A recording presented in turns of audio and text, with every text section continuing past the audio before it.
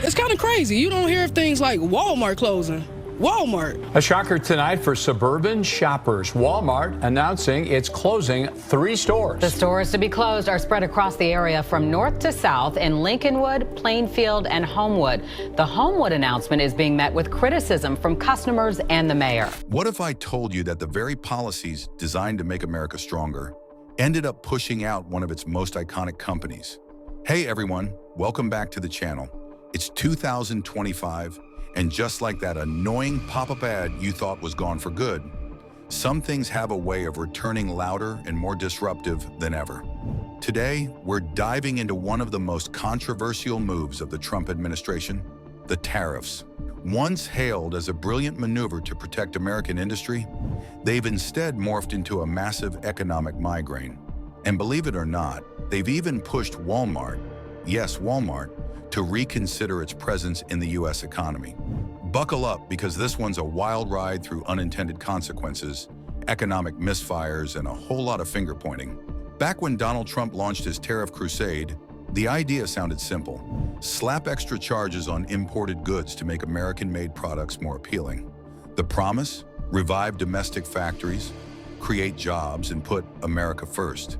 Sounds good in theory, right? But here's the twist. Those tariffs, covering everything from steel and aluminum to washing machines and solar panels, didn't spark an industrial revolution. Instead, they lit a fire under cost sheets, making materials pricier and operations harder for American businesses. It wasn't the dawn of a manufacturing golden age. It was more like a bureaucratic thunderstorm, messy, chaotic, and impossible to ignore. Picture a small company making steel toolboxes. Suddenly, their steel costs 25% more overnight. They can either eat the cost, cutting into profits and wages, or raise prices and risk losing customers. Multiply that stress across thousands of businesses, and you've got a nation of frustrated entrepreneurs grappling with unpredictability and rising costs. Even the big guys weren't immune. Walmart, the low-price giant and a cornerstone of American consumer life, got hammered by tariffs. Their business model depends on cheap imports and razor-thin margins. With tariffs jacking up the cost of goods, those margins evaporated faster than you can say rollback. The situation escalated to the point where Walmart reportedly considered scaling down U.S. operations. Yes, the same Walmart that practically built the American retail landscape. Their reasoning? Tariffs made planning nearly impossible, and costs were climbing faster than revenues. For a company built on affordability, this wasn't just bad, it was existential. And how did Trump react to this economic earthquake? With calm and reflection? Of course not. Instead, he took to Truth Social with all-caps fury, accusing Walmart of betrayal, calling their CEO a globalist, and promising they'd come crawling back. No policy reevaluation, no introspection, just classic Trump-style deflection and bombast. But beyond the tweets, the potential consequences were anything but funny. Walmart employs millions, from cashiers and pharmacists to warehouse drivers and corporate staff. A mass withdrawal or scaling down would devastate local economies, flood unemployment offices, and leave towns without their economic anchors. Consumers, too, would pay the price. Literally, Walmart's exit would mean higher costs for everyday essentials. No more ultra-cheap groceries or affordable back-to-school shopping sprees. Other retailers simply can't match Walmart's pricing power, especially with tariffs still in play. It would act like a hidden tax, punishing the very people the policy was supposed to help. The bottom line? These tariffs didn't build the manufacturing empire that was promised. Instead of ushering in a golden age of American industry, what they actually achieved was widespread economic disruption. Tariffs are, at their core, a tax, one that doesn't just target foreign producers, but also affects the businesses and consumers who rely on the affordability and availability of imported goods. Walmart potentially leaving the U.S. wouldn't just be a boardroom decision. It would be an indictment of policies that ignored the downstream effects on employment, affordability, and economic stability. The phrase "trade wars are good and easy to win," once touted with bravado, has not aged well. In fact, it has aged like milk left out in the sun. The reality is far more complex and unforgiving. Trade wars disrupt, they divide, and they damage, often more so to the instigator than the intended target. Walmart's hypothetical exit becomes more than a headline. It transforms into a symbol of policy miscalculation, a monument to what happens when ideology trumps pragmatism. What was meant to be a strategic power play on the global stage has morphed into a cautionary tale of unintended consequences, one that threatens jobs, raises costs, and undermines the very economy it sought to protect. So what have we learned? That bold slogans don't always make for smart economics. That in a globalized economy, isolationist policies can backfire hard, and that sometimes the cost of being tough on trade is paid not by foreign competitors, but by your own people. If you found this breakdown insightful, don't forget to like, subscribe, and drop your thoughts in the comments. What do you think about the tariff fallout? Until next time, stay informed. And maybe hold on to those receipts. You never know what policy might raise prices next. What if I told you the world's biggest online store, yes, on that, the Amazon, might be thinking about saying goodbye to America? Sounds insane? Buckle up, because this rabbit hole goes deep. Hey everyone, welcome back to the channel. Today, we're diving into a rumor that's shaking Wall Street and making coffee fly out of Silicon Valley's collective nose. Word on the digital street is that Amazon, yes, the retail juggernaut that brings you everything from bulk toilet paper to existential dread, might be toying with the idea of exiting the United States. It sounds like something out of a dystopian thriller or a fever dream cooked up by an economist on too much Red Bull. But whether it's fiction, prediction, or a flashing red warning light for global trade, it's worth exploring.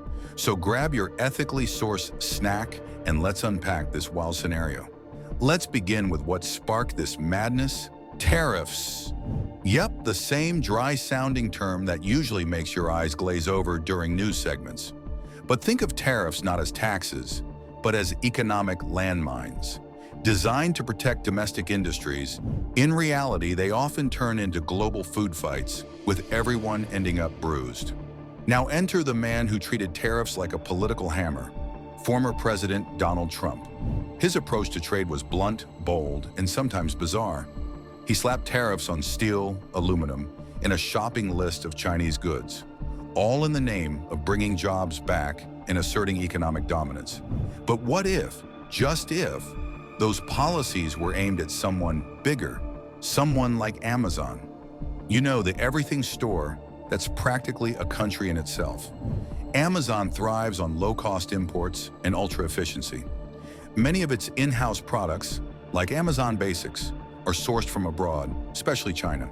Hit those imports with a 25%, 50%, or even higher tariff, and suddenly that $12 phone charger costs them a lot more. Now Amazon has a problem. Eat the cost and tank its profits, or pass it on to you and risk losing its competitive edge. It's the corporate equivalent of choosing between a punch in the face or a kick in the ribs. But here's where it gets really juicy: the speculation. Imagine a world where Amazon says enough is enough and decides to pack up and leave the US for good. Headlines would explode, Twitter would combust, and somewhere in a gold-trimmed office, Trump would probably launch into an all-caps tirade of biblical proportions. He'd call it fake news, blame everyone from Hunter Biden to the moon, and brand Amazon traitorous. Meanwhile, Bezos would be sailing away on a titanium yacht shaped like a QR code. But could Amazon actually do it? That's the billion-dollar question. Logistically, moving Amazon's infrastructure, hundreds of fulfillment centers, massive data operations, complex delivery networks, is like relocating a small galaxy. Canada, too small. Europe, complicated regulations. Mars, too soon. And let's not forget AWS, Amazon Web Services, the digital backbone of half the internet. That alone makes moving even one server a nightmare. But for the sake of argument, let's say they did. What happens then? First, small businesses would be gutted. Amazon Marketplace isn't just a convenience, it's the entire livelihood of thousands. If Amazon operates from abroad or limits US access, those businesses are toast. Second, you and I, the humble consumers, would feel the pain. Slower delivery times, higher prices, fewer choices. Say goodbye to your emergency inflatable T-Rex suit showing up in 2 days. Competitors like Walmart and Target would rush in. But recreating Amazon's scale and logistics? That's not a sprint. It's a decade-long marathon with hurdles made of molten lava. And if Amazon leaves, it doesn't just hurt your shopping habits. It shakes the very core of American e-commerce and tech dominance. It's not just about packages, it's about power. Imagine waking up to a world where Amazon is no longer a domestic entity, where its servers, warehouses, and strategic operations are controlled from foreign soil. The consequences of such a seismic shift would be immediate and far-reaching. Amazon is not merely a shopping platform. It is the beating heart of America's online economy.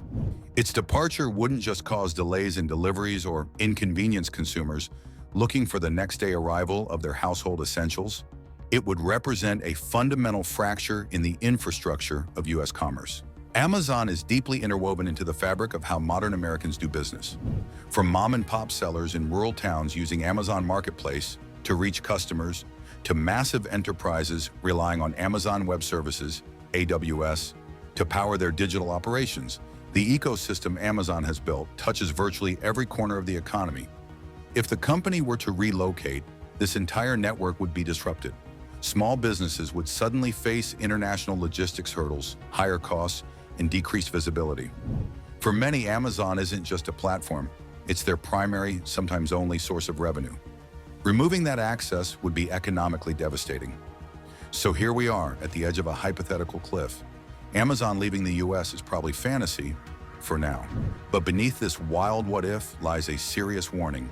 Trade wars and reckless policies can carry real consequences. Stability and smart governance matter. Because if you push too hard on the giants that hold up the digital economy, don't be surprised when they decide to walk away. Thanks for watching, and if you enjoyed this deep dive into economic what-ifs, don't forget to like, subscribe, and ring that bell. Drop a comment below. Do you think Amazon would ever actually leave the US? Or is this just internet panic at its finest? Until next time, stay curious, stay informed, and stay skeptical.